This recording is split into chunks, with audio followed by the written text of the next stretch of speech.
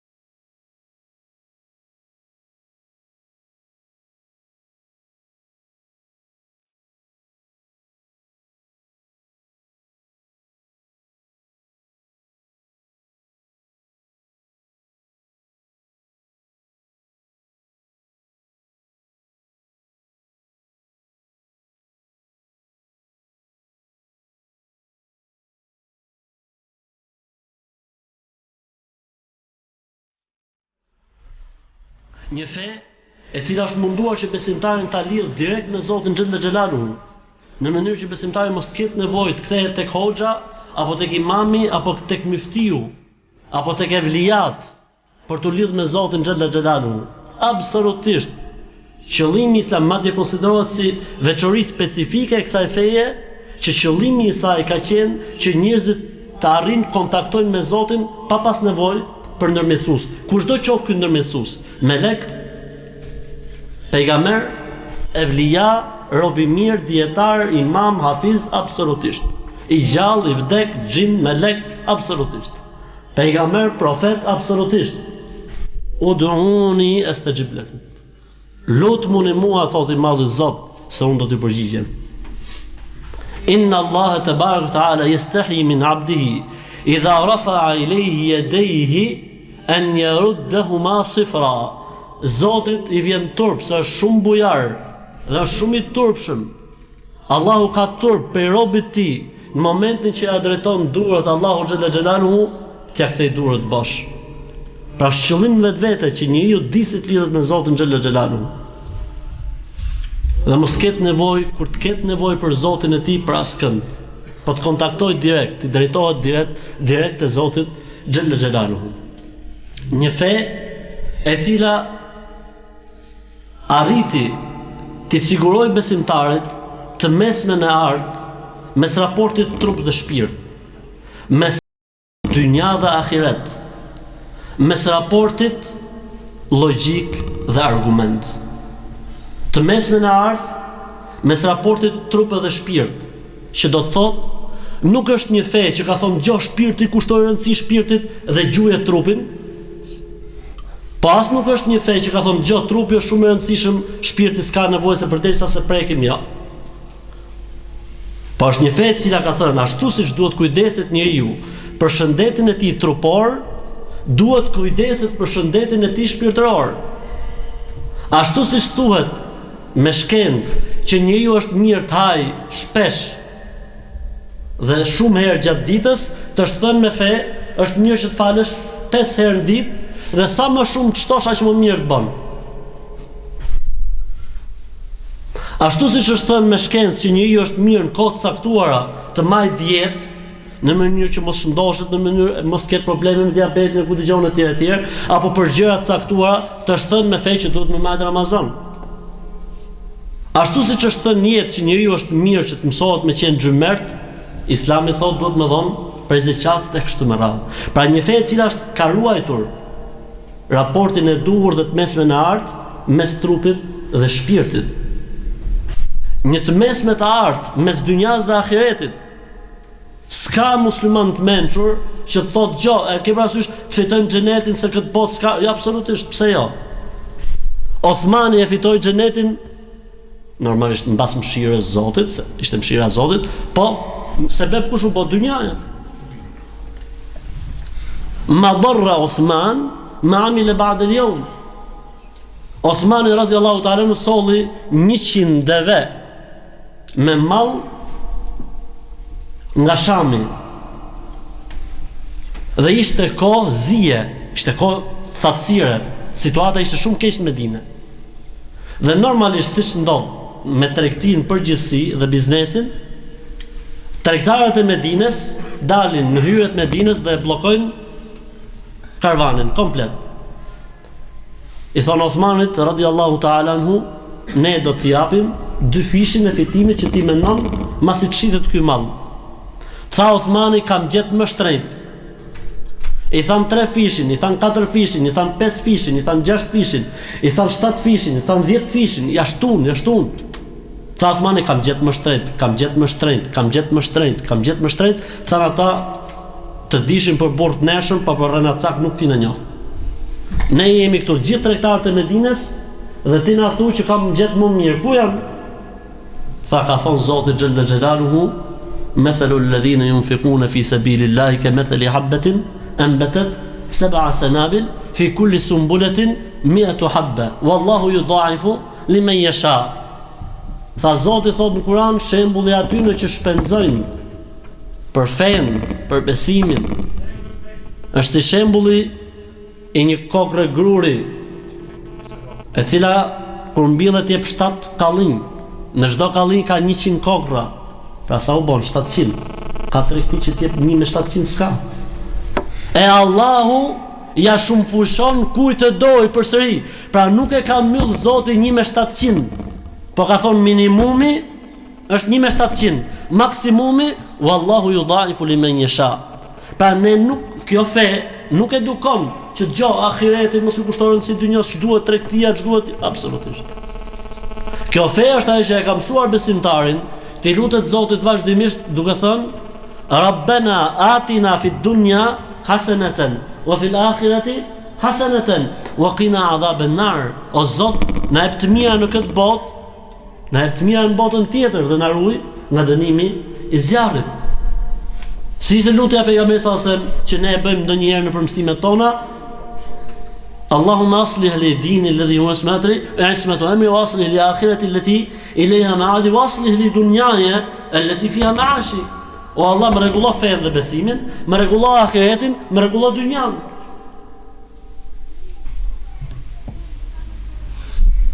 Atëherë Islami e gjeti pikërisht atë të mesmen. Dhe kush është e mesme mes dynjas dhe ahiretit? Ta fitosh me halal, ta harxhosh në halal, dhe e treta që është shumë e rëndësishme, mos ta bësh qëllim në vetvete dynjan. Po t'jetë mjet. Sa askush se ka gëzu këtë drejt dynjaje, askush se ka marrë me vete. Gjetit mesmen e artë mes argumentit dhe logjikës. Dhe kjo nuk ndodh vetëm se në Islam. E mesme e artë mes mendes, logjikës dhe argumentit, kush është? Besimtari është ai i cili dorëzohet përpara argumentit. Edhe nëse për momentin nuk e ka, apo ka i traditë caktuar apo një zakon apo absolutisht. Pse jemi quajtur musliman? Musliman do të thotë të dorëzohesh. Dorëzim pa kushte. Nuk mund t'i vesh ti kushte e Zotit për fen tate. As nuk mund t'i vesh ti kushte pejgamberit sallallahu alajhi wasallam. El-Islam huwa el-istislam. Islam do të thotë të dorëzohesh pa kushte. Po, ka thonë Zoti, dakor. Unë ndoshta e bëj atë gabim, është gjë tjetër. Unë ndoshta e shkel një normë, është gjë tjetër, është problemi im kur unë e shkel. Ama unë jam i dorëzuar dhe e pranoj atë që thotë Zoti. E pranoj, e shkela është problemi im. Unë jam hoxh, mund kem gabime. Nuk është problemi i Islamit ky. As nuk është problemi i mos dorëzimit. Ky është problemi i individit pastaj. Sepse këtu ndodh një keq kuptim, sidomos tek ne për shembull, që kur dikush ngjon për Islamin, bë shumë pyetje, thotë pa lejohet kjo, s'lejohet kjo, bo kush i bën këto, ku dëgjon të tjerë. Dhe fatkeqësia më e madhe është tek ata që japin përgjigjen, pa e ditë se kë kanë përpara, sa njohuri ka personin përpara, ja zbraz karikatorin, gjithën me një herë. A din karikatorin Kalashnikovit? Ja zbraz gjithën me një herë. Ndërkohë që njerëzve duhet me ju thonë, po, është e vërtetë. që feja e Zotit ka urdhëresa, ka ndalesa, normalisht është fe, është ligj, është kushtetut. Keni parë në një kushtetut në një shteti që ka vetëm 2 kapakët, po ta hapësh aty ka ligje, në një parë, në një dytë, në një tretë, në një katërt, kapitulli i parë, kapitulli i dytë, kapitulli, kodi penal, kodi civil, kodi gjitha, kodi i familjes, gjitha. Edhe Islami është kushtetut. Aty është dogma, aty është doktrina, aty është adhurimi, aty është marrëdhëniet ndërnjerëzore, aty janë marrëdhëniet sociale, aty është kodi penal, aty është kodi civil, aty është gjyqësori, aty është si funksionon kodi i familjes, e gjitha me radhë deri në fund.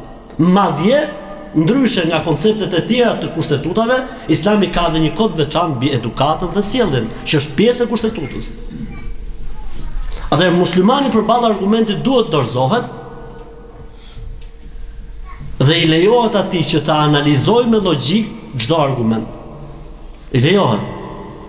Që në një moment caktuar i lejohet atij thotë, pse Zoti ka thonë është alkooli haram? Lejohet ta studiojë këtë punë. Pse?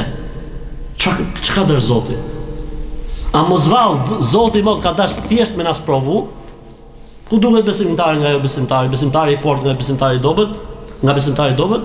Se ky e shef alkoolin edhe e lën, ky tjetri e pin. Ai që e pin do thosë se imani i tij është problematik. Ai që nuk e pin do thosë se imani i tij është më shumë. Vallë Zoti kur e ndaloi alkoolin ka pas vetëm këtë qëllim? Edhe neve s'na lejohet me e kërku, pse? Apo Zoti ndoshta ka pas dhe qëllime të tjera, muslimanit i lejohet që ta kërkojnë. Pse e ka ndalu mishin e derrit, pse e ka ndalu alkoolin, pse e ka ndalu drogën, pse e ka ndalu këtë, pse e ka ndalu atë, gjitha muslimanët lejohet me kërku, me logjikë, me pa me logjikë. Dhe nëse ndodh, nuk ndodh asnjëherë. Po nëse ne po themi ekstremi, po nuk ndodh asnjëherë në Islam.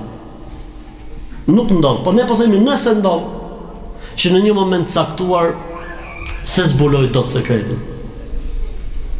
Për shkak të paaftësisë ti mendore, për shkak se zakonet dhe traditat e kanë myt aq keq sa që nuk mund ta zbërthej dot argumentin, atëherë themi në këtë rast, që është rast inekzistent, ireal, atëherë në këtë rast ai prap duhet kthehet në origjinë. Kush është origjina?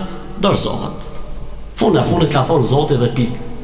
Ka thonë Zoti dhe pikë.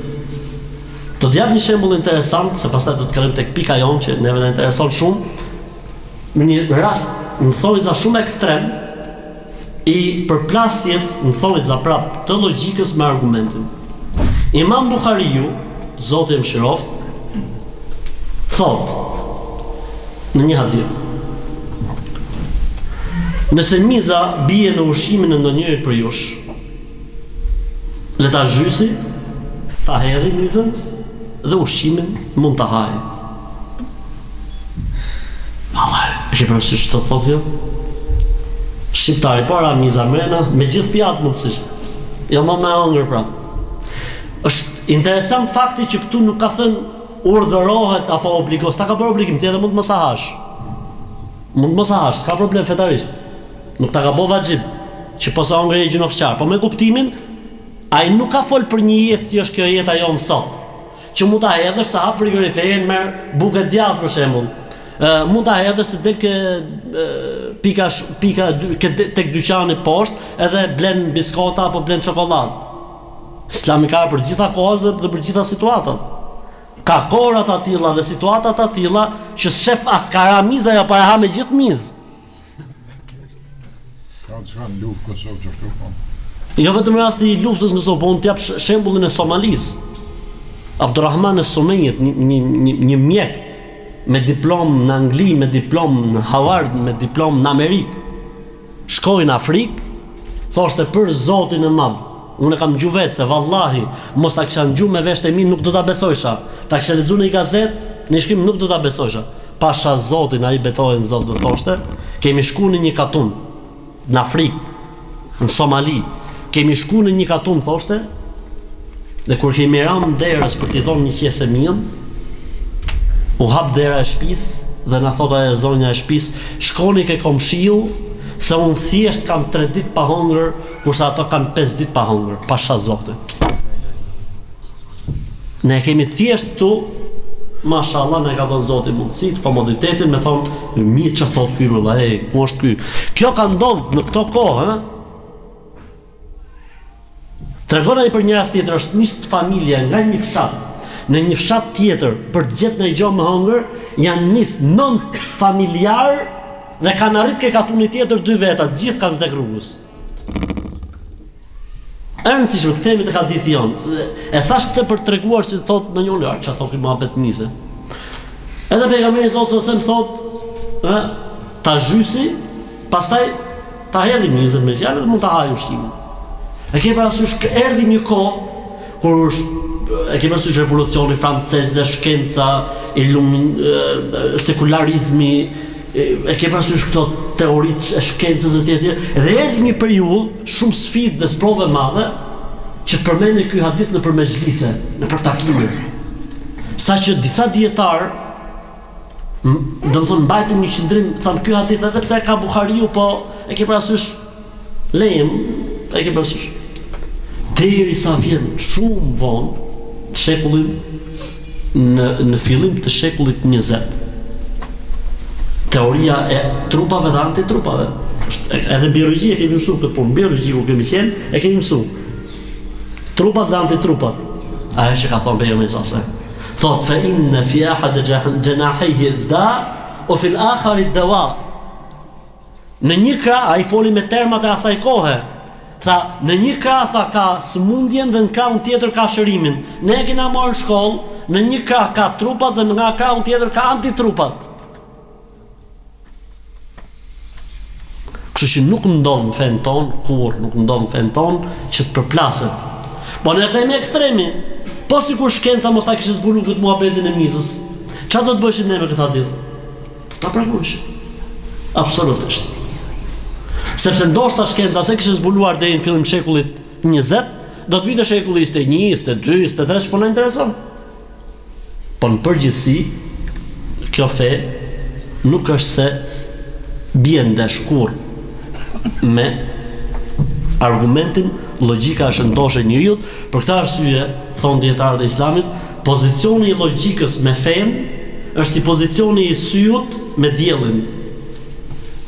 Qëse njëri ka sytë e fort, por nuk ka diell dhe është errësirë, mund të shoh? S'mund të shoh. Edhe kështu kur ka dritë shef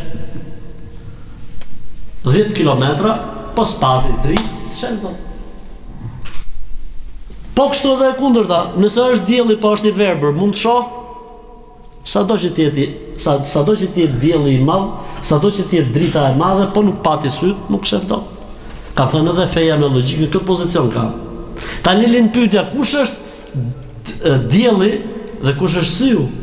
Ka thënë feja është dielli, ndërsa syu është logjika e njeriu. Sa më mpret të jetë logjika, aq më shumë sheh. Sa më mpret të jetë logjika, aq më shumë e kupton fen, aq më shumë e zbërthen fen, aq më shumë e përshtat fen dhe aq më shumë e kthen fen në jetë. E kjo është mirësi dhe begati që Zoti xhalla xhelaluhu na ka dhuruar këtë fe. Është një fe e mrekullueshme e cila depërton në të gjitha kapilarët e jetës. Nuk ndodh kurrë që të ndodhi diçka në jetë dhe Islami mos të ketë një parashikim për të, s'ndodh kurrë. S'ndodh kurrë. Një musliman nëse është në anijen kozmike dhe nisë Ramazanin tokë, si agjëron? Nëse muslimani është në anijen kozmike dhe duhet mu falë, si falet? Ka përgjigje. Këto terma dhe kjo teknologji nuk ka qenë në atë kohë. Islami ka parashikuar. Ndodh tani procesin banka që quhet leasing. Parashikon gjë Islami për leasing apo jo? Absolutisht që po. E kështu me radhë. Aty gjen ligje që kanë bëjnë me jetën e përditshme, me rastet e veçanta, me mortin, me martesën, me divorcin, çdo gjë. Ma farratna fil kitabi min shay. S'kemi lënë gjë që i nevojitet njeriu pa e përmend. Diku indirekt, diku thjesht si orientim dhe diku trajtim esencial, siç është rasti i trashëgimisë, për shembull, që e ka sqaruar vetë atë punë Kur'an nga fillimi deri në fund. Atëherë një fe e cila depërton në të gjitha kapilarët e jetës. Një fe e cila nuk ka ardhur për një popull, siç ka ndodhur me të tjerët. Wa kana an-nabiyyu yub'athu ila qaumihi wa bu'ithtu ila an-nasi 'amma. Pejgamberët dërgoheshin në popujt e tyre, ndërsa unë kam ardhur për mbar njerëzimin. Inna arsalnaka bil haqqi bashira wa nadhira, siç thot Zoti xhalla xhelaluhu në Kur'an. Një fe e cila nuk e njeh konceptin vend dhe konceptin kohë, gjë që ka qenë në të gjitha legjislacionet, profetët dhe pejgamberët më përpara. Që do thot nuk është feja e arabëve. Nuk është feja e arabëve. Fe in yakfur biha haula faqad wakkalna biha qauman laysu biha bikafirin. Nëse këta njerëz këtu do ta mohojnë, do të gjejmë njerëz tjerë që do ta mbajnë këtë fe, thot Zoti në Kur'an. Imam Ebu Hanifa s'ka qenë arab, Imam Buhariu s'ka qenë arab, Muslimi s'ka qenë arab, Tirmidhiu, Abu Daudi, Nesaiu, Ibn Majah, Ibn Taymija s'ka qenë arab, gjithë to. Absolutisht, nuk ka bëj kjo me ngjyrim të caktuar, me radhë caktuar, me njerëz caktuar. Absolutisht, është për gjithë njerëzit. Nuk e njeh kjo fe konceptin kohë. Valla Islami mirë ka qenë për atë kohë kur njerëzit ecshin me deve, ecshin me kuaj, po tani shkenca, teknologjia, interneti, wireless, Facebooku, s'ka lidhje me zotin. Absolutisht. Nuk e njeh konceptin kohë, nuk e njeh konceptin vend, nuk e njeh konceptin radhë, nuk e njeh konceptin brez. Një fe e cila ka në themel të saj lehtësimin dhe jo vështirësimin. O ma gjala aleikum fi din har. Ata që e bëjnë vështirë dhe të rënë fen janë njerëzit, jo feja. Faji është tek njerëzit, jo tek feja. Se Zoti thot, këtë fe nuk e kemi bërë vështirë për njerëzit. Nuk e kemi sjell këtë fe për t'ua vështirësuar njerëzve. Se po t'ishte puna, thotë Zoti, muslimoni vërtet duhet varet 4 orë me litar në ditë. Po t'ishte puna për ta vështirësuar këtë punë. Jo më Zoti. Ai ka thonë më u fal, më u lutem e tjerë, gjitha gjëra që janë normale që njeriu mund t'i bëjë. Është esenciale, është e patolerueshme kjo situata e lehtësimit. Një fe e cila ty mbi të gjitha, siç e thash edhe në fillim, të zgjidh atë që quhet problemi i madh që ka sot njerëzimi, është ekuacioni i jetës.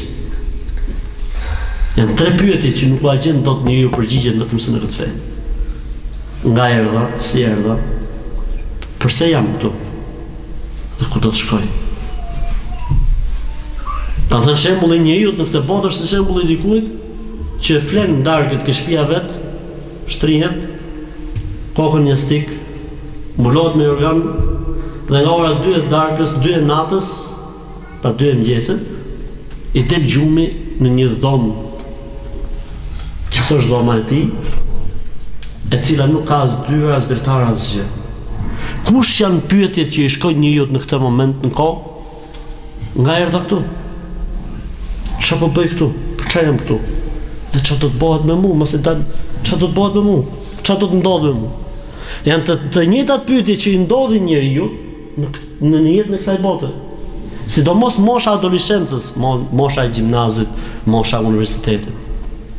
Dhe që kanë gjenë këto 3 pyetje sebeb për udhëzimin e shumë njerëzve që se kanë gjetë përgjigje në askund. Ose në vetvrasje, ose në islam, besim. Se janë 3 pyetje që se gjenë, as në librat e filozofisë, as në librat e sociologjisë, as në librat e antropologjisë, as në librat e historisë, askund si gjenë këto 3 përgjigje, vetëm se në fe dhe në besim. Ajo thotë si ke ardhë, pse ke ardhë dhe çfarë ku do të shkosh. A nuk mjaftojnë gjitha këto fakte dhe gjithë këto argumente që ne të ndjehemi mirë dhe krenar me këtë fe të bukur dhe të mrekullueshme që na ka dhënë Zoti xhel xelalu? A nuk është kjo e mjaftueshme? A nuk është kjo e mjaftueshme që ti të thush nga thellësia e shpirtit mes teje dhe Zotit tat, Elhamdulillahi alladhi hadana li hadha wa ma kunna linahtadiya lawla an hadana Allah. Falëndrimi takojnë Allahut i cili na udhëzoi në këtë fe të bukur, të mrekullueshme, madhështore. Se mos t'ishte mirësia e ti, nuk do t'ishte me të fe. Mos kujto, as mos e mashtro veten tate, se je udhëzuar në Islam se ke qenë mirë zgjuar se të tjerët. Se ka shumë më të zgjuar se sa ne, që do t'jenë thëngjillë dhe zjarr në xhehenem. As mos kujto se ka qenë pasunia jote shkak për udhëzimin tënd. Sepse ka më të pasur se sa ne që do t'jenë thëngjillë në xhehenem. As mos kujto se ka qenë bukuria, as mos kujto se ka qenë absolutisht. Wallahi billahi. Allahu Jalla Jalalu i thot Muhamedit sallallahu alaihi wasallam, innaka la tahdi man ahbabta walakin Allah yahdi man yasha. Pejgamberi i Zotit kur nuk u udhëzu xhaxha i tij dhe vdiq si qafir, u bë keq. U bë keq për dy arsye. Një, se ishte personi i cili ishte mbas Zotit, mbështetja më e rëndësishme e pejgamberit sallallahu alaihi wasallam. Dhe arsyeja e dytë, Abu Talibi nuk ishte problemi se nuk e dinte që kjo është e vërteta. Ati thjesht I kishin mbet me deklaru shahadetin. Thotë një nga poezitë e tij, laqad alimtu anna dina Muhammedin haq. Ka thonë ai fjalë për fjalë. Unë jam I sigurt dhe kam e di se feja e Muhamedit është e vërteta. Pra ky një ka qenë shumë pranë. Arsyeja e parë dhe arsyeja e dytë, mbrojtja më e mirë ka qenë ai për pejgamberin sallallahu alajhi wasallam. Megjithatë vdiq si qafir. Ja ammu qul kalimatan uhaju biha laka inda Allah yawm al-qiyamah. O xhaxha, të lutem thuaj atë fjalën që ta kenë si argument kur dalin para Zotit në shtratën e vdekjes. E paria kur e shite me Ebu Sufjanin në krye, I cili më vonë u bë musliman, me Amr ibn Shejben e të tjerë, Ebu Xhehlin e të tjerë, I thoshin si, këtë do të dëgjosh ti, do të lesh atë që na kanë dhënë të parët tan, atë gjë me të cilën ne jemi krenuar deri më sot. Faqala huwa ala dini. Dha shpirt duke thonë jo, jam me fenë të parëve dhe nuk e pranon Islam. Pejgamberi sa mund ndjek kish. Dhe pejgamberi sallallahu alaihi wasallam tha la astaghfiranna laka ma lam unha an dhalik. Tha unë kom të kërku falje Zotit për ty, vetëm po më ndaloj Zoti. Me njëherë mbas saj tha Zoti Xhella Xhelaluhu, wa ma kana li mu'minin li nabiyyin wal ladhina amanu an yastaghfiru lil mushrikina walau kanu uli qurba. Nuk ndodh, s'duhet ndodh kur që profeti apo besimtarët t'i kërkojnë falje Zotit për një njeri I cili ka vdekur si jo besimtar. S'ka. Vdiq si jo besimtar, I paft hajër në xhehenemit. Kushdo qofte, Zoti na ruaj për zjarrin e xhehenemit. Nuk është e mundur për profetin dhe për besimtarët që t'i kërkojnë falje Zotit për dikë që ka vdekur si idhujtar. Për këtë arsye duhet të punojmë me njerëzit ton para se të vijë vdekja, se po erdhi vdekja në atë situatë nga duhur. E rëndësishme, pejgamberi I Zotit sallallahu alajhi wasallam, u ndjek keq. Dhe më keq u ndjek kur erdhi ajeti që tha Zoti zban. E Zoti Mot Xhella Xhelaluhu për ta qetësuar zemrën e pejgamberit sallallahu alajhi wasallam zbriti ilaçin. Tha innaka la tahdi man ahbabta walakin Allah yahdi man yasha. Ti nuk mund të udhëzosh atë që do ti. Është Allahu ai I cili udhëzon këtu. Për këtë arsye dhe pejgamberi sallallahu alajhi wasallam tha la in yahdi Allahu bika rajulan wahidan. Nëse Allahu udhëzon në dorën tënde, pa ne jemi çfarë? Se beblin. Ne orientojmë. Ndërsa zemrat I çel I madhi Zot. A nuk duhet thush nga thellësia e shpirtit, elhamdulillah? A nuk duhet ndjesh mirë dhe krenar kudo që ti jesh me këtë fe? Pse duhet ndjesh me turp? Pse duhet ndjesh keq? Jo më vëlla, krenar dhe shumë biles. Se nuk ka ndodhur ndonjëherë në një rast vetëm në historinë e njerëzimit që kjo fe të përplaset me logjikën e shëndosh. S'ka ndodhur ndonjëherë, asnjëherë vetëm në historinë e njerëzimit që kjo fe të përplaset me shkencën, asnjë rast vetëm. Përkundrazi, e ka hap dyert shkencës. Përkundrazi, e ka parakaluar shkencën me shekuj të tërë. Nuk është një fe që nuk ka ndodhur në një rast vetëm në historinë e njerëzimit që ti të hap me shpatë apo të ketë vrarë njerëz për të bërë musliman. S'ka ndodhur. Dhe se koncepti i xhihadit është shumë më i gjerë se sa ai që duan të na e shesin neve armiqtë e Islamit se ç'është xhihadi. A nuk duhet ndihesh krenar dhe të ndihesh mirë? Ne nuk paguajmë haracin dhe gjobat e gabimeve që bëjnë individët në mesin e muslimanëve. Po ne themi kjo është feja. Kur përplaset një makinë diku, kush shahet, shoferi apo makina? Kush e ka fajin? Shoferi. Çfarë ka makina? Makina mund të jetë X5, makina mund të jetë X6, makina mund të jetë Benzi modelit funit. Shoferi e ka marrë me xixa. I ka ra shtyllës apo ka ra nga ura. S'është problemi i makinës. Nëse ka njerëz që nuk promovojnë ashtu siç duhet Islamin, është problemi i kujt? E Islamit apo i këtyre njerëzve që flasin në emër të fesë apo bëjnë veprime dhe njerëzit kujtojnë se këta janë feja, emër Zotit, s'është problemi i fesë. Për këtë arsye, ne duhet të vetë dijisohemi për këtë mirësi të madhe që na ka dhënë Zoti që quhet Islam. Dhe të ndjehemi krenar, dhe të ndjehemi mirë. Se nuk ndodhin këto gjona dhe nuk janë këto gjëra që ne i përmendëm askund tjetër përveç se në Islam. Për këtë arsye nuk ka ndodhur që në histori të gjehet diçka Islamit si problematike. Për këtë arsye dhe Islami kur se ka mbyll Kur'anin që mos ta lexojnë njerëzit. A e dini që deri në shekullin e 18 Bibla ka qenë ndaluar që ta lexojnë njerëzit? S'lejohej leximi. Lexoshin për shtrit dhe ju paraqisnin njerëzve nga Bibla sa donin dhe sa ju duhej doza, kaq. Tërsa Islami absolutisht i hapur për të gjithë, qysh në fillimet e veta, absolutisht. Kush të doj ta mësoj, kush të doj ta lexoj, absolutisht i hapur për të gjithë. Pse?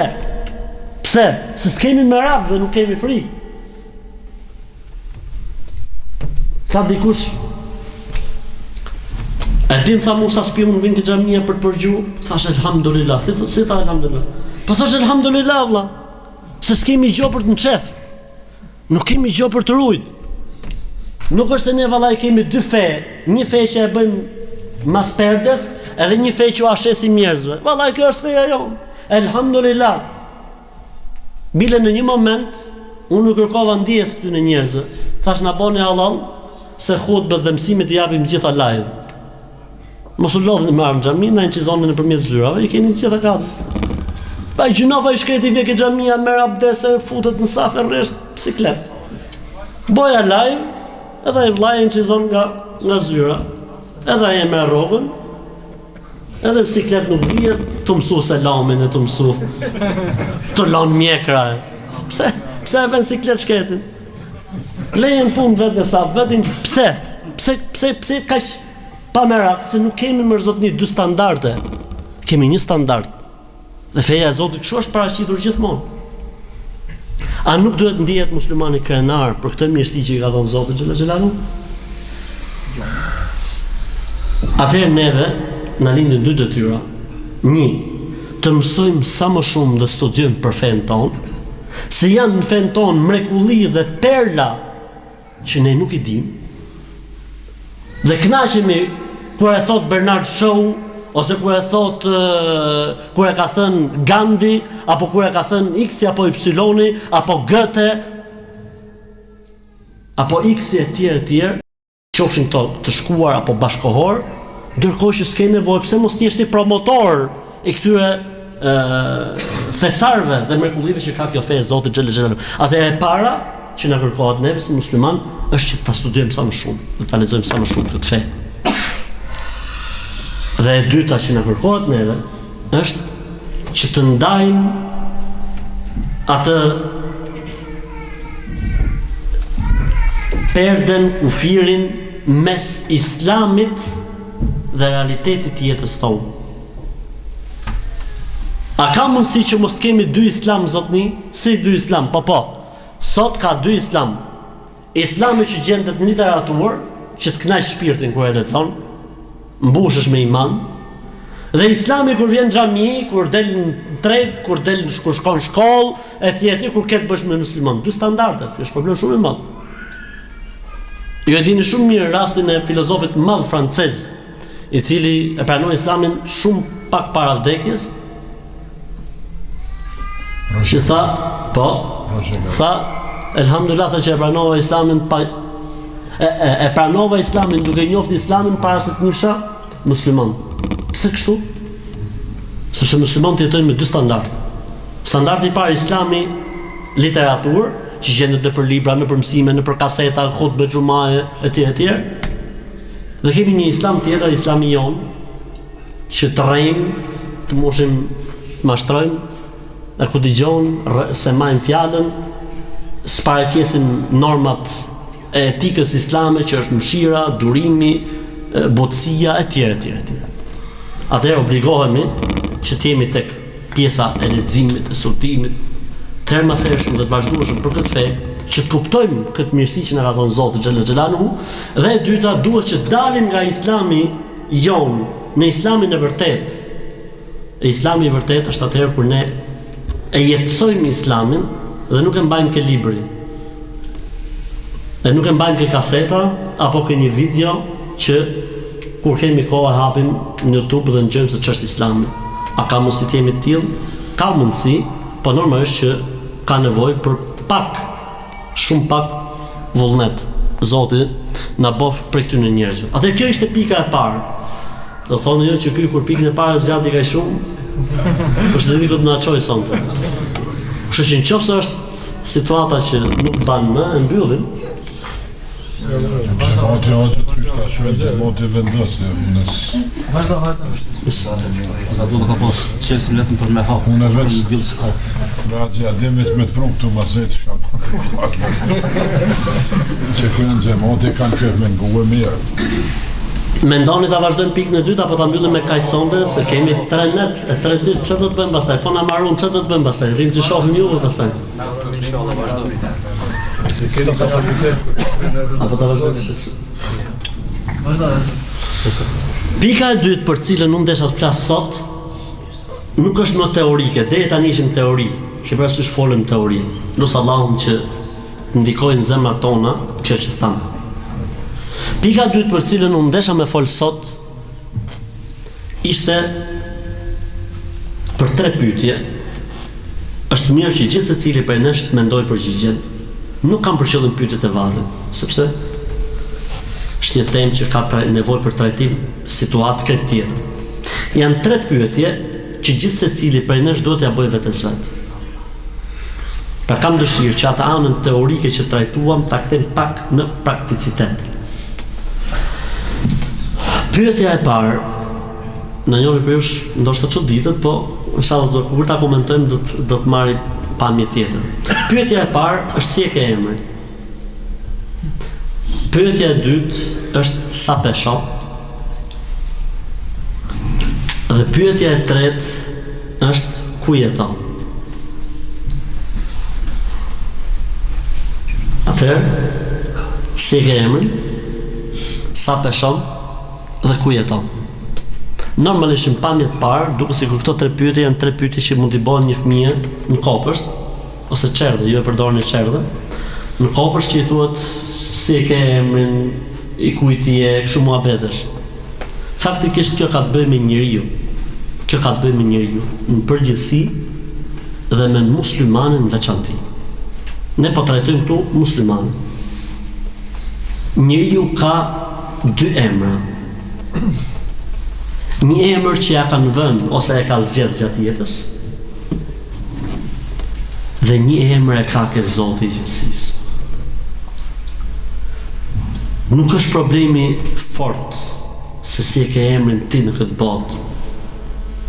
Faktikisht problemi është të mendosh se si e ke emrin të regjistruar tek Zoti i gjithësisë. Këtë do të mendoj që secili prej nesh. Ka për njerëzve që e kanë emrin shuhada, ka për njerëzve që e kanë emrin siddiqin, ka për njerëzve që e kanë emrin salihin, ka për njerëzve që e kanë emrin muttaqin, ka për njerëzve që e kanë emrin khashiin, ka për njerëzve që e kanë emrin Dhakirin, ka për njerëzve që e kanë emrin Saimin, ka për njerëzve që e kanë emrin Tayyibin, ka për njerëzve që e kanë emrin Eulia. Ti çfarë emri ke Zoti? A e ke menuar ndonjëherë këtë punë apo jo?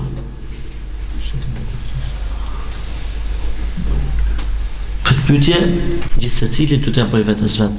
Si e ka emrin ke Zoti? A ka ndonjë kriter mbi të cilin njeriu mund të vendos për emrin e tij tek Zoti? Po ka. Të dallohesh me diçka krahas punëve të përgjithshme që bën. Kështu njeriu i përcakton emrin e tij të vërtet vetes vet tek Zoti i gjithësisë. Dikush dallohet me namazin e natës, i bën tjerët, ama këtu e ka dallimin. Atë ky merr këtë emër. Dikush tjetër dallohet me agjërimin, i bën tjerët ai me Ramazan, i bën 5 vakte, ama dallohet me agjërimin. Si ndahet i ditë po komunionin xhamatli atje, i ditë po i ditë ai. Se e kam njoftë deri më sot. Njof një xhamatli tjetër e ka program 2 orë natë për natë. Nuk ndodh që mos të ketë 2 orë natë për natë namaz. Atëherë ti ke mundësi t'i vesh emrin vetes tate. Se mund dash edhe me emër mashtrues, tradhtar, renacak, munafik. Fasi ja vën vetë emrin vetes tate. Ku dallohesh? U dallove në rren? Ti kujto se e ke emrin çfarë të mund të Arber apo Alban apo Ahmed apo vallahi jo, as Alban as Muhammed as Arber, as Shefqet. E ke emrin e Zotit Renacaku. Se kështu e ke shit vetën tate. Mashtruesi. Ashtu siç mund të jetë emri i sinqerti, siç mund të jetë emri i agjëruesi, siç mund të jetë emri i përkushtuari, siç mund të jetë emri i devotshmi, si mund të jetë emri i sjellshmi, i edukuari, faret se si ti ja vendos emrin vetes tate. Ka njëri në dorë gjo këtu apo s'ka në dorë? Absolutisht ka shumë në dorë. Sepse është pikrisht ajo që ti ke në dorë kriteri i kujt? I shpërblimit dhe i dënimit. Për këtë arsye Zoti i zbriti librat, për këtë arsye Zoti i solli profetët, për këtë arsye ka thonë se ka ditë gjykimi, për këtë arsye ka thonë se ka xhenet dhe xhehenem pikrisht për këtë fakt, se njeriu ka vullnet të lirë për të zgjedhur mes të mirës dhe të keqes.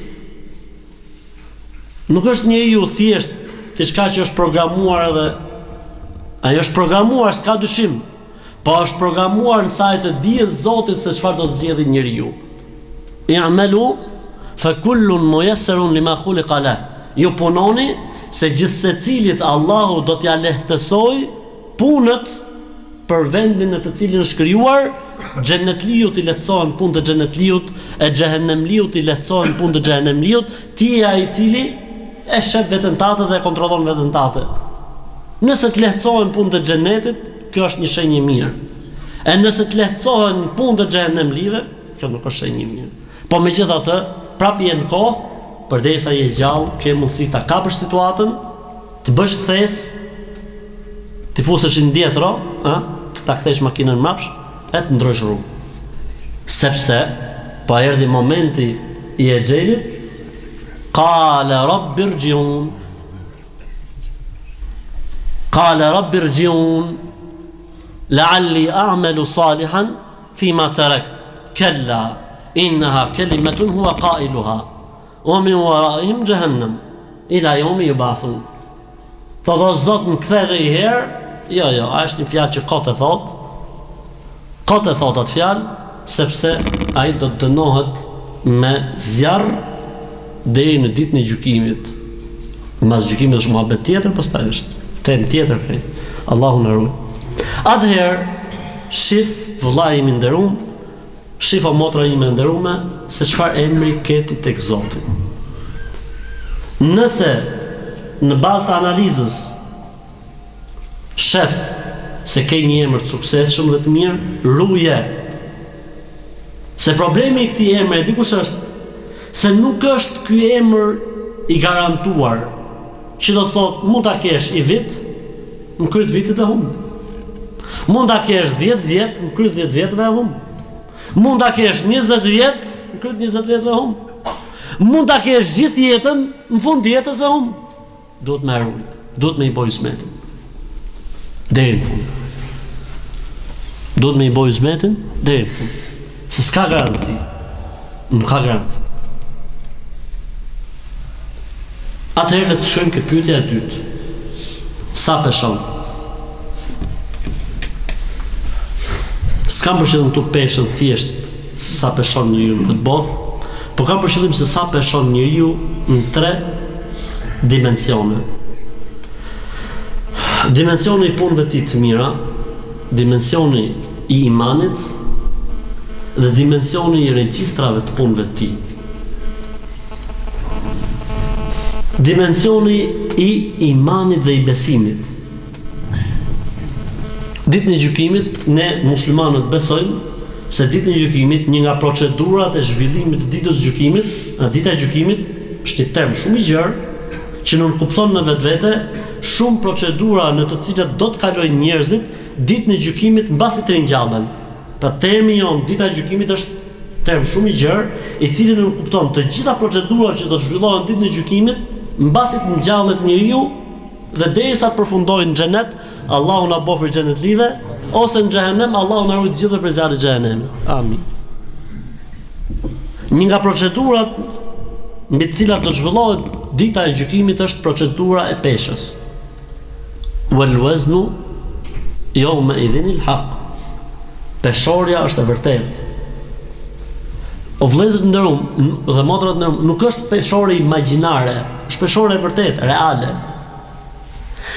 Një pjatancë peshores është aq e madhe sa që mund të vihen në të 7 qiell dhe toka. Bëhet fjalë për një peshore, do të vendosë një peshore e madhe, e cila do të funksionojë me 2 pjatanca dhe me një shigjet mes si peshoret e kësaj bote. E keni parë ju peshore në farmacisë si funksionon? Tani ka dalë elektronike, po flas nga ato modelet e vjetra. Sa e imtë është sepse çdo gjë aty funksionon me gramaturë, ose peshoret e Florinit për shembull, shumë perfekte. Peshorja e Zotit është një peshore e cila funksionon në këtë mënyrë. Dhe sa atje do të ketë 3 momente peshimi. Do të peshohen njerëzit, do të peshohen veprat dhe do të peshohen regjistrat. Do të peshohen njerëzit në sajt të imanit të tyre dhe në sajt peshës tyre. Yu'ta bir-rajuli dakhmi ash-shahimi yawm al-qiyamah min al-kuffar fala yazinu 'inda Allahi janaha bawda. Do të sjellë Zoti ditën e gjykimit një njeri të madh, të shnosh, po që është qafir. Do të vendoset në peshore, s'peshon asgjë, zero. Allahu na ruaj.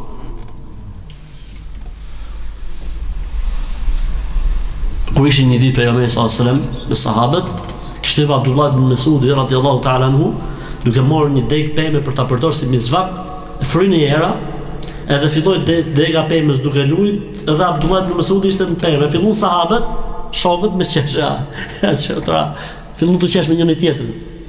Qala atadhakuna min nahilati saqihi, tha pse po qeshni se i ka kërcit e holl. Thonë Mesudi ishte edhe i shkurtën dhe i holl dhe i dobët. Çfarë tha pejgamberi sallallahu alajhi wasallam? Innaha fil mizani athqalu min jabal Uhud. Kur peshohet vetëm kërciri i Abdullah ibn Mesudit, ai kërcili i holl që qeshin njerëzit, aq i dobët ishte që kur lëvizte pema, lëvizte edhe ibn Mesudi, tha kur të vendosen këto kërcit, jo gjithë trupi, po vetëm ato kur po të peshohen, po të shkëputen nga trupi, me fjalë, janë më të rënda në peshoren e Allahut ditën e gjykimit se sa mali i Uhudit. Keni pa besoj, ata që kanë qenë haxha kanë pa malin e Uhudit. Kërcit e kujt? Abdullah ibn Mesud. Pra kjo fe nuk ka të bëj me madhësim, as me gjërësim, as me sa peshon. Sa ke iman dhe besim. E në bazë të kësaj do të peshohet njëri ditën e gjykimit. Prandaj pyeta sa pesho. Këso nuk jam doktor, s'më intereson pesha jote. Pa e ke menduar ndonjëherë këtë situatë? E ke menduar ndonjëherë kur të vendosesh peshore ditën e gjykimit? Dhe kush janë faktorët që e rëndojnë njeriu në këtë peshore? Imani, adhurimi, ushtimi, kontributi që jep për fen, për besimin, daveti, angazhimi, mbartja e halleve për ngritjen e kësaj feje, jo të jetosh vetëm për veten tënde. Gjithë këto janë faktorë që ndikojnë në atë që quhet sa peshon njeriu ditën e gjykimit. Do të peshohet ditën e gjykimit veprat e njeriu. Si në kuptimin imagjinar apo në kuptimin real. Jo më zotnia, do të peshohen veprat realisht. Po si, unë kam fal namaz, për shembull në dynja, po namazi nuk ka një koncept material ose real që thuti si matet namazi për shembull, si matet Kurani, absolutisht të gjitha këto ditën e gjykimit do të kthehen në gjendje materiale. Si? Po, në gjendje materiale. Se vapet dhe të mijat në botën tjetër ndi kthehen male dhe peshohet mali. A nuk tha pejgamberi Zotit sallallahu alaihi wasallam në hadithin e njohur, hadithin e muflisit, hadithin e të falimentuarit, e të drunën me në muflis, a e dini ju se kush është i falimentuari? Qalu al muflisu fina men la dinara lahu wala dirham. Than, i falimentuar është ai që s'ka dyshe, asnjë dyshe, pra as gjë, as dinar, as lek, as euro, as dollar, si gjë. Ky është i falimentuar. Qala la al muflisu man yati yawm al qiyamati min ummati bi siyamin, sadaqatin, zakatin, وقد شتم هذا وأخذ مال هذا وضرب هذا فتؤخذ من حسناته حتى إذا فنيت أخذ من سيئاتهم فطرح في النار. Tha jo tha, i falimentuar prej ummetit tim është ai që vjen ditën e gjykimit me namaz, me sadaka, me zekat. Këtë e ka sha, këtë tjetrin e ka ofendu, këtë tjetrit e ka hyrë në hak, këtë e ka përgoju. E ditën e gjykimit Mileti thot haku parja shkon edhe sikur me pas. Ari shkon edhe sikur me pas. Argjendi nuk shkon edhe sikur me pas. Kush do të jetë vlefta e kompensimit, e këmbimit, exchange me çfarë do të bëhet? Me sevape dhe gjunafe.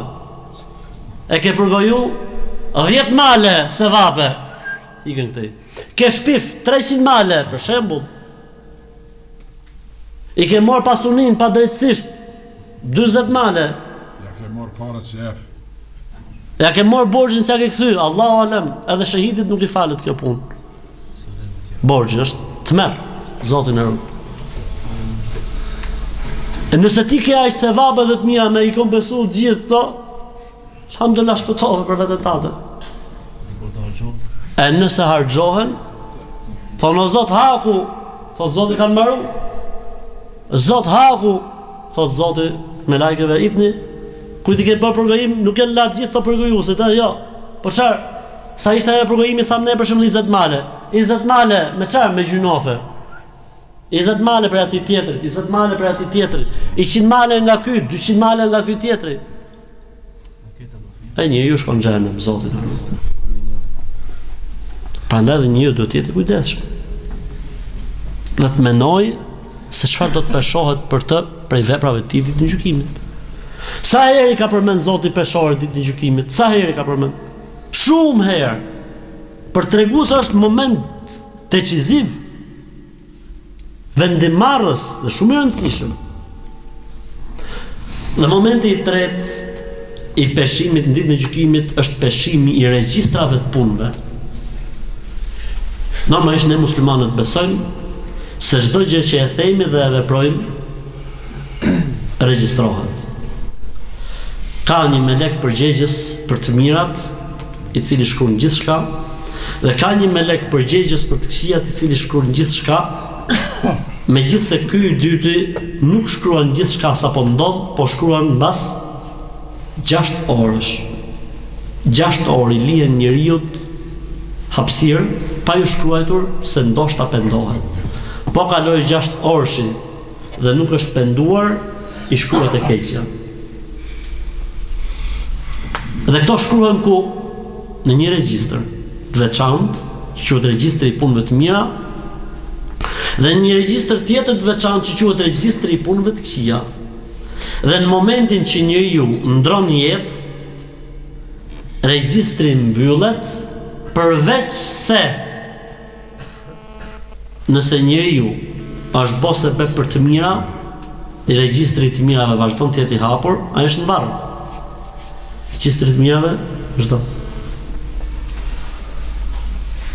Qenë një ditë në Korçë për të marrë një ligjërat tek xhamia Mirahorit, një xhami e cila kishte 500 vjet që është bën. Ne po marrshim mësim dhe po falshim namaz në vitin 2012. Mas 500 vjetësh ati burrit ke varri I shkon kaq se vap. Pse? Sa është xhamia? Është të punue. është në punë. Dhe po kështu dhe e keqja, ai që është bërë se për një të keqe dhe e bën njerëzit atë keqe, I shkon atij regjistri I punëve të tjera vazhdon të jetë I hapur edhe pse ka vdek. Si ta bëjmë sasem, çdo vrasje që ndodh në këtë botë I shkon gjinofi kujt? Kabilit, atij që vrau vllajën për herë të parë. Ai e futi këtë tradit. Kështu ndodh për gjitha bidatet, për gjitha sajesat në fe. Kush e ka bërë për herë të parë? Kush e ka futur për herë të parë? Edhe këto që e bëjnë sot, morin gjinof, po edhe ato që e kanë bërë për herë të parë, ju shkon taksa, Zotin na ruaj. E ditën e gjykimit do të vendosen peshore. Kush peshon më shumë? Është kriter vendimmarrës për të ardhmen e njeriu. Për këtë arsye tha pejgamberi sasem, ju ta birrajuli yawm al-qiyamah wa lahu 99 sijil. Do t'i sjellin dikujt ditën e gjykimit, një njeriu do t'i sjellin ditën e gjykimit 99 regjistra, kullu sijillin mudd al-basar. Çdo regjistër do të jetë aq I madh saqë është sa kap shikimi I njeriu, deri në fund horizontit. Kaq është një regjistër. Një fletë është kaq, fleta 2, fleta 3, fleta 4, një regjistër. 99 të tillë I ka mush vetëm me gjunafe, Zoti na ruaj. E vendosen ku? Në peshore. I pari, I dyti. Llogarit si ka shku peshorja. Tu shkly peshorja. Ai thoni shkly, tu thy, tu nda. E ky shef, robi, shef atë që ka gatu me durët e veta, e Zoti që thot, ka gjë me lajke ky robi për të cilë, thot me lajke të s'ka, gjitha këto, 99 të këqia, 99 të regjistra me të këqia, asit njërë s'ka. E njëri ju, se më thonë, ke përsi robi kur ka boj faj që I zjatë durët vetë, thot të ti merë, u papu në një. Edhe njëri ju bëhet gati, a kupton, thot Zoti prit ju thot me lajkeve se ky robi im ka I gjë, thot, se keni pru të gjitha. Është mëshira Allahut xhel xhelal. Thot pritni thot se robi im ka diçka thot që s'kan marru. Ky tani mendohet ç'a mund të ketë bë ky në të mirë, në jetë vet. Asnjë gjë nuk I vjen ndërmend. Edhe kur shfaqet në ajër, në hapësirë, një kartë e vogël, kartë. Edhe ky robi tu pat kartën. 99 me këtë kartë. Thot Zoti është për të peshuar dhe kjo karta thot se ne nuk I bëjmë padrejtësi askujt. Kartë. Tani llogaritë di 99 regjistra me I kartë, në robi, e kupton, tu ja bën me veten e vet. E kupton? Si do të vej hallim I fjalë me I kartë, e kupton. E në këtë moment kjo karta ka diçka aty shkruar, që është mëshira e madhe të Zot, fjala la ilaha illallah. Vendoset në anën tjetër të peshores, thot pejgamberi sa sem, fatatiru biha. Kjo karta që ky i pas dhon hakun. Fjalës la ilaha illallah kur i ka dhon hakun robi, çfarëdo që të ketë bë, nëse i ka dhon hakun. Nuk thash nëse e ka thon. Ka dallim, thash i ka dhon hakun. Në momentin që i ka dhon hakun fjalës la ilaha illallah, kjo karta do t'i bojë 99 regjistra të fluturojnë dhe shkon ana e peshorës në të kundërt. Karta me la ilaha illallah peshon më rënd se sa 99 regjistrat. Thot Allahu, merrni robën tim, ma nderoni, ma respektoni dhe ma çoni në xhenet. Allahu na bëf për xhenet live. Pa na trishtu, pa na sprovu me sprova të tilla. Amin. Dhe pyetja e fundit, që është mirë që gjithë secili prej nesh t'ia bëj vetes vet, është ku jeton. Normalisht dikush thot në Zvicër, dikush thot në Shqipëri, kam përshtypjen ku jeton. Sepse faktikisht jeta e vërtetë e njeriu është jeta e ahiretit. Jeta e vërtetë e njeriu është jeta e ahiretit, jo jeta e kësaj bote.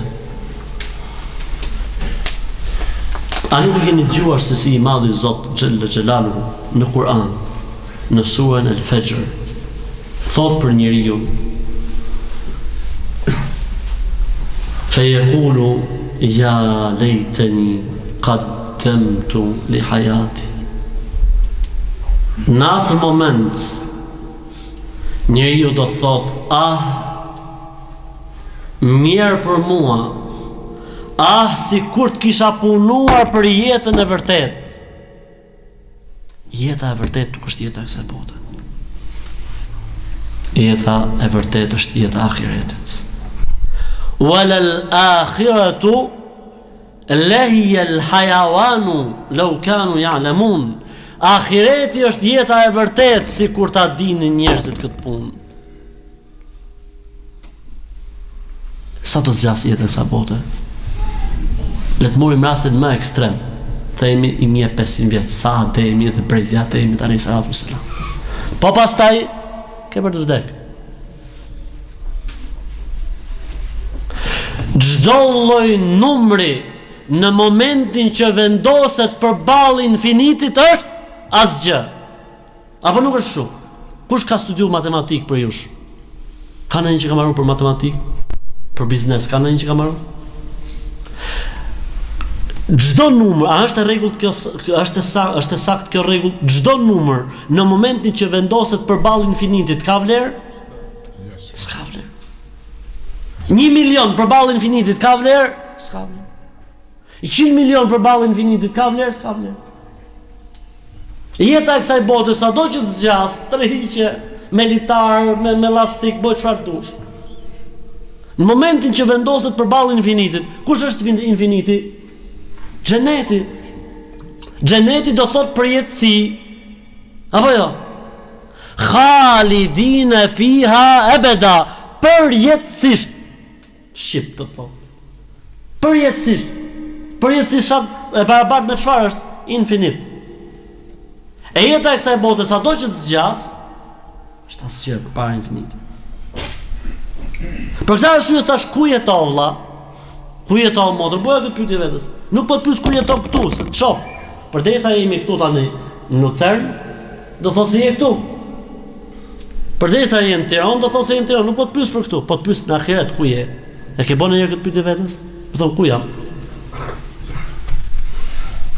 Mos u mashtro me këtë botë.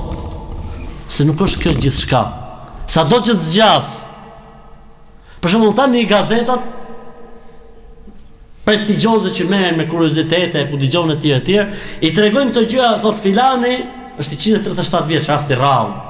Ja, ky është rasti më i madh në këtë botë.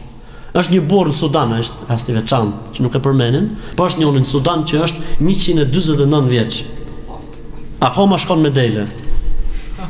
E vjen në shtëpi, falet 5 vakte në ditë, i lutet i falet Zotit. Ti ke përshkruar 149. Me këtë kancer që është përhap sot në botë, Allah i pashkove drejke 70-a, alhamdulillah. është bë kanceri si gripi. Pse vdiq filoni kancer? Nuk jemi duke ngju smundje tjetër sot, vetëm se kancer, apo kanceri si gripi në kohën e Enverit. Sa do zgjasi? Le të themi 300, po pastaj. Pastaj ke për të ikë. Çfarë morën mbretërit me vete? Asgjë. Çfarë morën perandorët me vete? Asgjë. Çfarë morën ministrat dhe kryeministrat?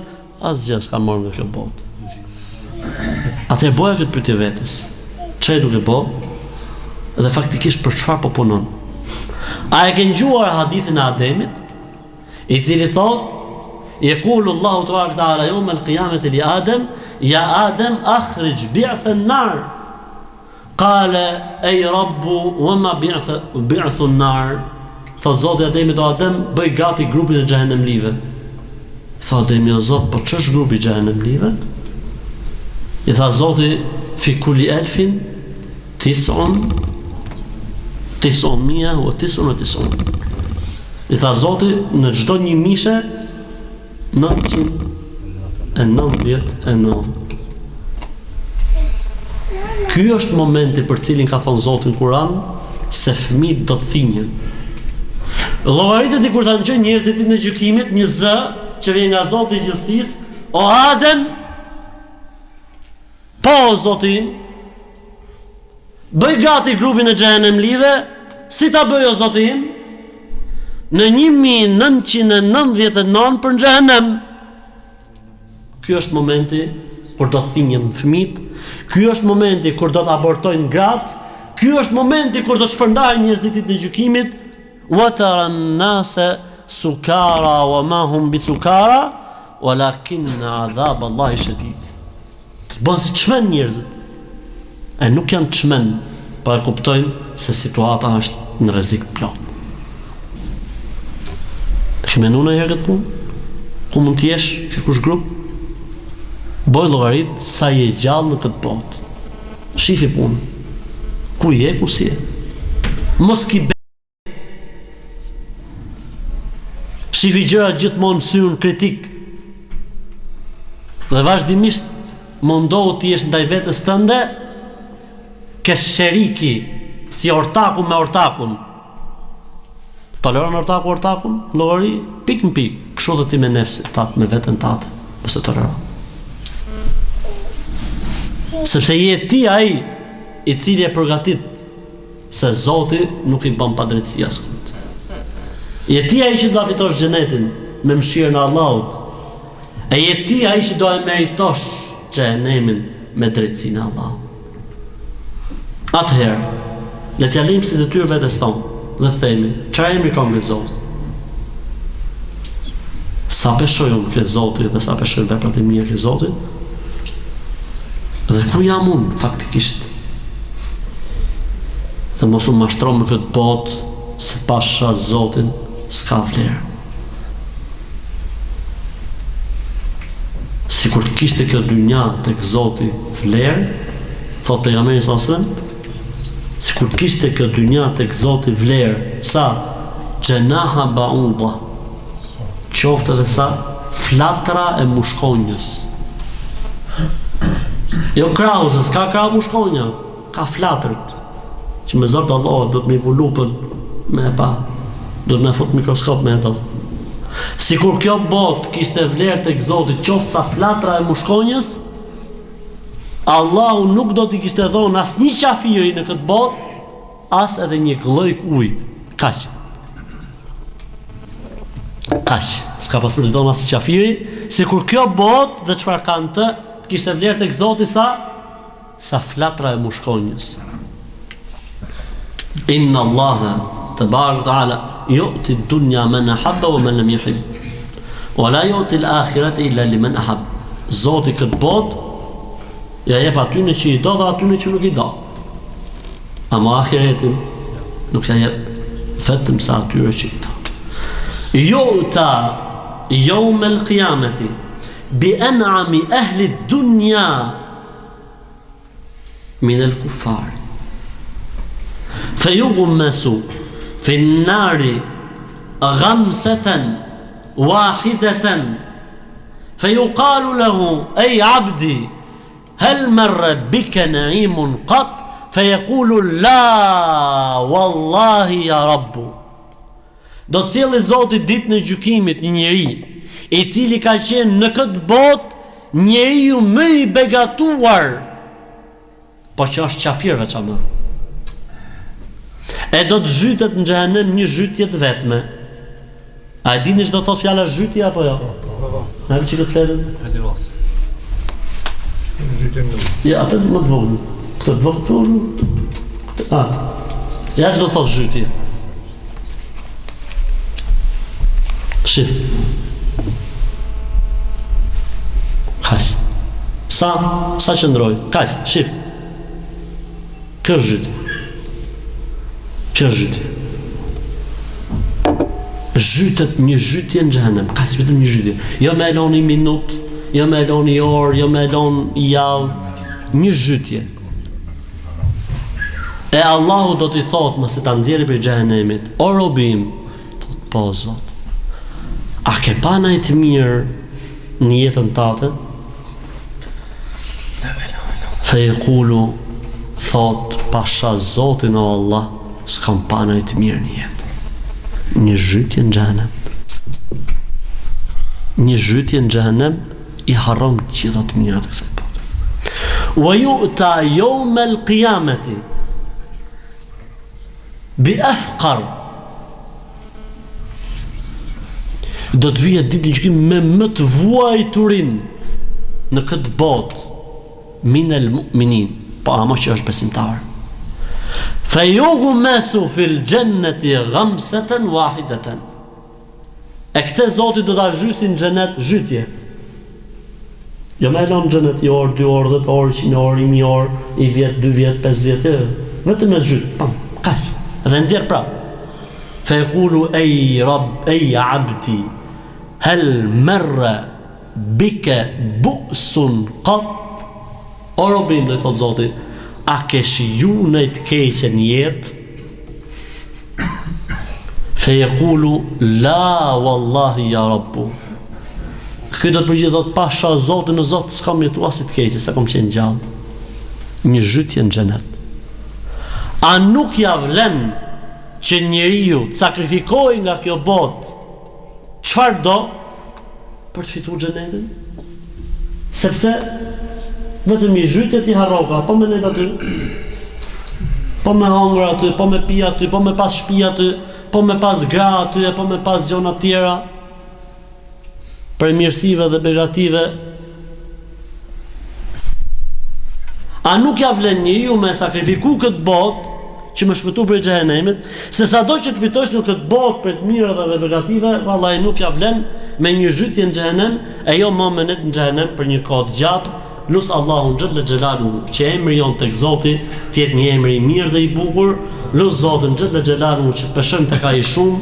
Lusë Allahun xhalla xhelaluhu që të jetë xheneti vendi ynë ku do të jetojmë në ahiret. Allahu na fal, Allahu na mëshiroft. Radio e cila ju qetëson zemrën. Radio Bendim. www.radiobendimi.com